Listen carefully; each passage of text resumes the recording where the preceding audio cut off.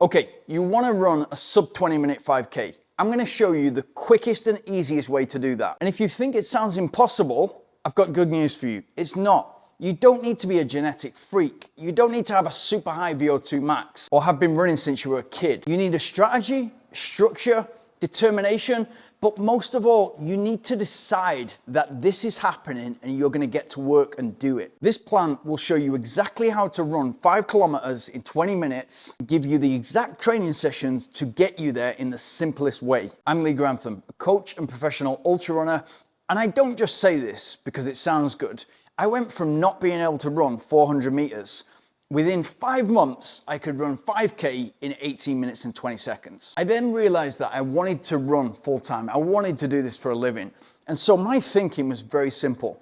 If I can run a sub 20-minute 5K, then it's only a matter of training before I can run a marathon in 4 minutes per kilometer pace or 6:26 per mile.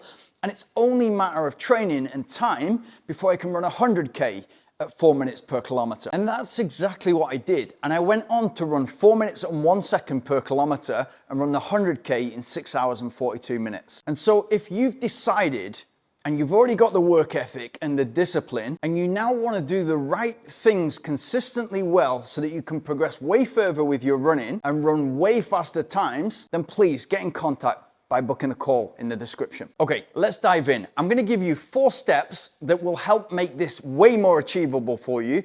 And then I'm gonna give you 8 key sessions that I would do where you can see the nice progressions along the way to get you to that sub 20-minute 5K. Step 1, make yourself accountable. Put a date in the diary and book a race 13 weeks from now. And if you're not yet fit and you're not yet consistently running, I'd use a 4 to 5 week block to just insert that habit again, get it working for you, strengthen the tendons and ligaments, and get the body ready to be able to run faster in the midweek interval session and longer in the weekend long run. What that's gonna do for you is not just hold you accountable, it's gonna get you out of bed because you know you've got an event in the diary that you wanna perform at. And so it's gonna raise your game in terms of discipline and the dedication. It's gonna mean that we're going for drinks tonight after work at 8 o'clock. Do you want to come? You've got a solid answer why you're not going for those drinks. Step 2, understanding the target. We're trying to run 5K in 20 minutes or less. That means 4 minutes per kilometer or 6:26 per mile. It means that every 250 meters, we've got to run that in 1 minute. Step 3, we want this to be a gradual build and we want to remove as much risk as possible. So you've got to be honest with your starting point. Where are you currently at? What can you run 5K in? And what can you run 3K in? If you're not used to consistently running an interval session, consistently running faster, a great way to start is 12 times 1 minute. And ideally, we're aiming for that 12 times 250 meters with 60 seconds rest in between. And how hard or easy that is a good indication of where you're at right now. And so if that average pace comes out at 4:15 or 4:30 per kilometer, that's where you start and build from. Remember, if this takes us 1 training block of 13 weeks, brilliant. But if it takes 3 training blocks and we've got to gradually get there, there's lots of PBs along the way. And more importantly, you're becoming a better trainer. And a good trainer is a good runner, and a good runner is a good racer. What we're trying to do here is become as comfortable and efficient as possible at moving over the ground at 4 minutes per kilometer or 6:26 per mile. Step 4, this will massively help all of your running, but especially your faster interval training. All you're gonna do is insert a warm-up routine and give the warm-up the respect it deserves and understand its value of how it primes the body for you to get ready to run fast.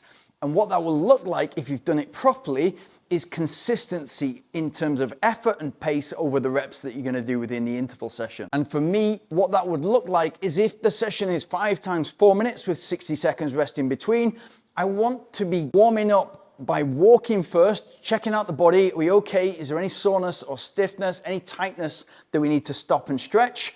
And then gradually getting into a light jog, accelerating slightly, some dynamic stretching, and then getting to a point in the warm-up where I'm doing 2 times 50% of the first reps. So I'm doing 2 times 2 minutes. I'm getting the effort level, my heart rate, up to the point that I want to be hitting those first 2 reps. That's helping you do so many things. It's helping you to judge the pace. It's helping you to understand what's capable for those 5 times 4 minutes. What it's also doing is it's then not a shock to the system when you do that first 4-minute rep. We can do that in all our running, but especially the faster running and the longer running, it's going to improve your entire running game. Now onto the specific sessions. Week 1, 20 times 1 minute with 60 seconds rest in between. So we're aiming at 20 times 250 meters.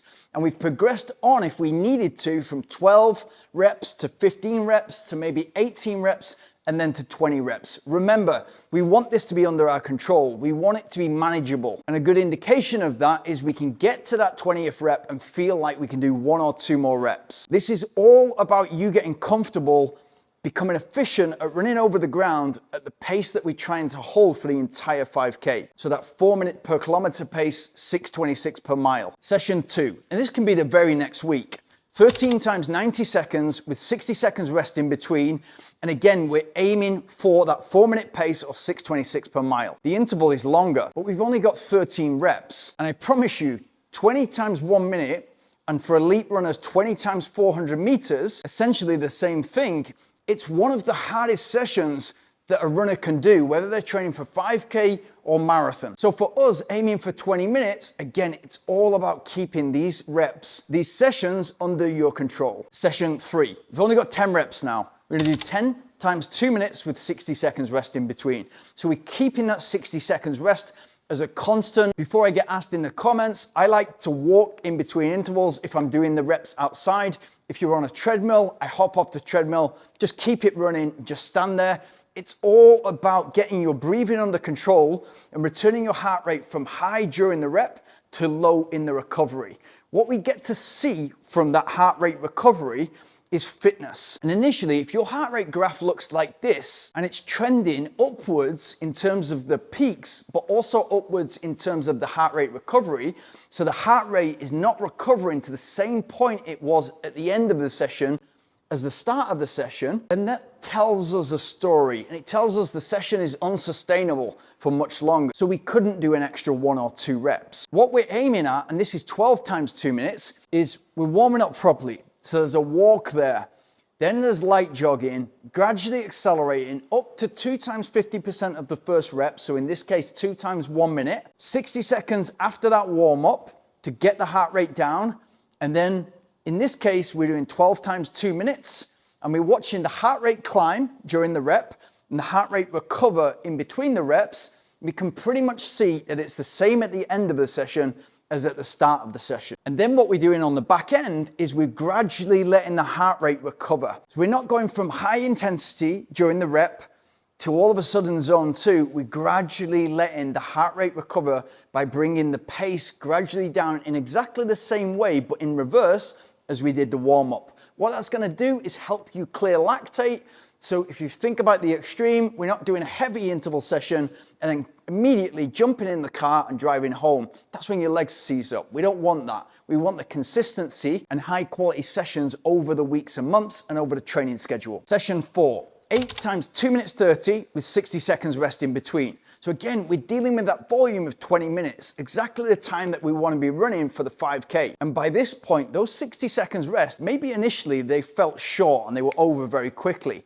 Now, we're feeling like we're getting used to that and we're watching the heart rate recover very quickly. So we're looking down at our watch and it's only 45 seconds. We've still got 15 seconds to recover, and that's making the whole session more manageable. Remember, it's about pacing each rep and keeping it under your control. It's about pacing the interval session. It's also about pacing the week, the training week, and the training schedule. Session 5, 7 times 3 minutes with 60 seconds rest in between. So we're gradually nudging that rep length up. You go into 3 minutes now, not 2 minutes 30, but it's all manageable because you've gradually increased the rep length over the weeks. This is a really sensible way to be able to run further at the same pace, at that pace you want to run for the entire 5K. Session 6, 5 times 4 minutes with 60 seconds rest in between. So again, 20 minutes of volume, split up only into 5 reps, but these are 4-minute intervals. Usually, people would start to feel the difference between a 3-minute rep and a 4-minute rep. It's only a minute. It's quite a big jump based on the previous weeks of going from 1 minute to 1.5 minutes to 2 minutes to 2.5 minutes to 3 minutes. So again, let it all be in your control. And if that has to be slightly slower, and again, the warm up will dictate what you can actually hold. You'll be doing 2 times 2 minutes before this session starts. And then the question is, how am I feeling in those 2 times 2 minutes? Could I hold this for a 4-minute rep? I know I've only got 5 of these reps. Maybe it feels like quite a bit more than those 3-minute reps. It's our job to become comfortable at running these 4-minute reps and being efficient and moving over the ground at exactly the pace we want to hit for that 5K. Session 7. 4 times 5 minutes. So we just flipped that previous week and we're only doing 4 reps, 4 times 5 minutes with 60 seconds rest in between. So think about it. Session 6 and session 7, what we're aiming to do is run that like the 5K. 5 times 4 minutes the previous week. And if you get to rep 3 and 4 and it's not under your control, you're gonna feel that in the final 4th and 5th kilometer. Exactly the same with session 7, 4 times 5 minutes. So 4 times 1,250 meters. And again, we're treating it like the quarters of a 5K race. So there's a beginning, a middle, and an end. And where are we in the 3rd rep when it's starting to get tough, when we need to dig in because the perceived effort is higher than that 1st and 2nd rep? Remember, we're not just improving you physically and physiologically, also mentally. You're learning how to pace that 5K, and you're learning over these interval sessions, if you go out too quick, you're gonna pay for it in the end. And you're probably gonna realize along the way that if you start conservatively and gradually get into it within reason, then just like the race itself, that's a better way to pace it. Session 8. All we're gonna do is 3 times 2 kilometers with 60 seconds rest in between. Now, if you think about it, this should be 3 times 8 minutes with 60 seconds rest in between.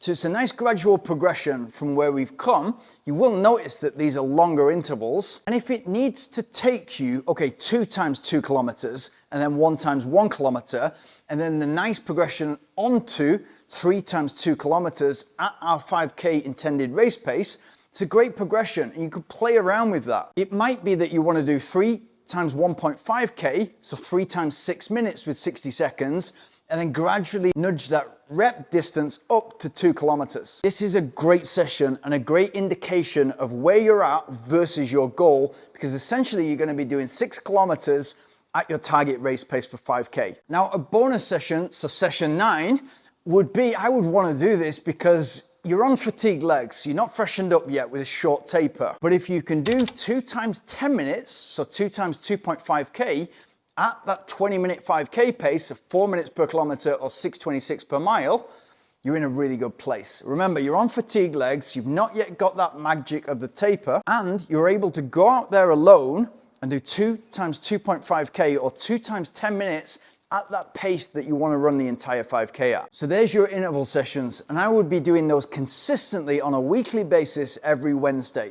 And we want to pace that session so that you can recover it in time to do a Sunday long run. Those are the 2 big sessions in the week that we're gonna get the most super compensation, the most improvement from. And in an ideal world, in addition to those 2 runs, I'd wanna be doing 2 recovery runs and 2 easy runs. And I'd always give myself a rest day the day after the interval session on the Thursday. Now, you wanna get to the 5K start line fresh. You've got all this fitness that you've built up over the weeks. So the question is, how long should the taper be?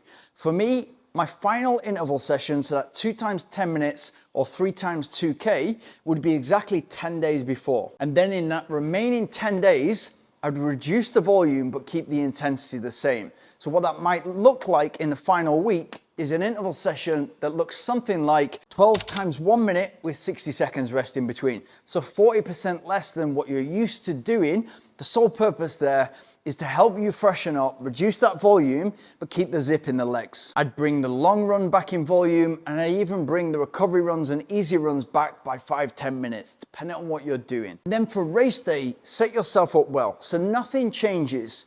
Your fueling is exactly the same as it has been for those interval sessions. You want that 5K race to feel exactly like an interval session, and it really is, and that's exactly what you've been building over the weeks and months. So you want to go out at a pace that you feel is pretty conservative, you're in control.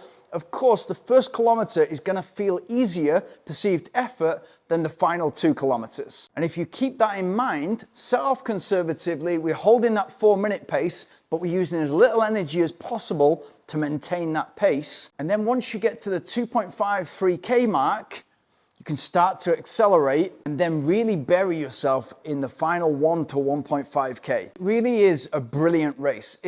The 5K is perfect because you can race often, you can get that feedback, you can implement those changes into your training and become a way better, smarter trainer. Many people focus only on the marathon, so they only get an opportunity once a year or once every 6 months to race, figure out what they're doing right and wrong, and then implement that in the training. And if you think about the difference in terms of how often can you race a 5K? Every 3 weeks, 4 weeks. How often can you race a marathon? Every 3 months, 6 months, 12 months.